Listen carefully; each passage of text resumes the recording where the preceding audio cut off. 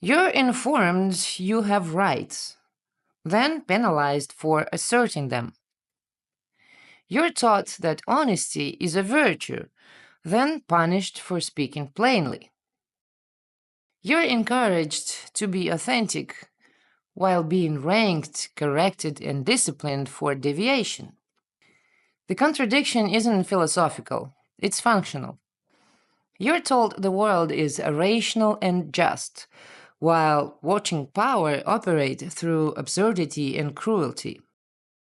You're told that freedom is the foundation of society, while being punished for noncompliance. You're told to trust the process while watching the process erase people in front of you. Each of these contradictions produces a kind of static in the brain, a dissonant signal that cannot be resolved within the given frame. The system manufactures cognitive dissonance as a core mechanism of control. It's not an accident or a malfunction, it's part of the architecture. Dissonance keeps perception fragmented, attention looped, and autonomy suppressed. The discomfort it produces is leveraged to drive conformity.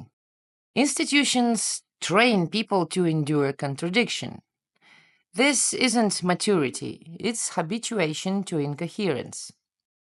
You're told that contradiction is natural, that ambiguity is noble, that discomfort means growth. But most of what's presented as paradox is manufactured conflict between imposed norms and internal reality. It's not complexity, it's structured distortion. Cognitive dissonance emerges when perception and narrative collide, when what you witness and what you are told are incompatible, when internal signals contradict official framing. At this point, the mind is forced into containment, suppress one side or fragment. This is where submission is silently introduced, not as a command, but as relief. Discomfort ends when you stop resisting. Therapy reframes this containment as healing. Education names it learning. Morality presents it as virtue. None of these resolve the dissonance, they normalize it.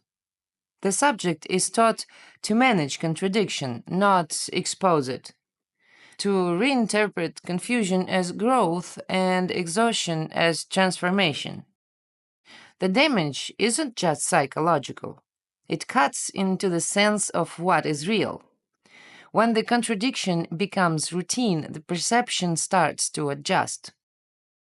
Certainty is replaced by hesitation, logic by compromise, clarity by apology. The individual begins to doubt their own structure. This is how external critique is neutralized. A fragmented mind focuses inward. Instead of decoding the environment, it monitors itself for faults. The machine avoids a revolt by trapping awareness in self regulation. Religious codes impose this dynamic through conflicting imperatives. Therapy sustains it with circular introspection. Education institutionalizes it via double standards. Legal and political systems embedded in the logic of obedience framed as choice. The field becomes saturated with contradiction, and the subject learns to call it complexity. In this state, people become self-interfering systems.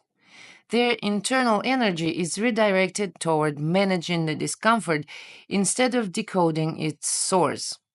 They oscillate between rationalization and self-doubt, between forced optimism and creeping despair. This isn't a glitch, it's precisely what the structure requires: exhaustion without exit. The signal of dissonance is not evidence of failure, it's a trace of integrity. Recognition of dissonance marks the beginning of real awareness, not acceptance or integration, but reconstruction. The goal isn't to feel better, it's to see clearly. A clear signal can't coexist with a distorted frame. Once the dissonance is traced back to its structural origin, the frame itself becomes visible. And once it's visible, it can be dismantled.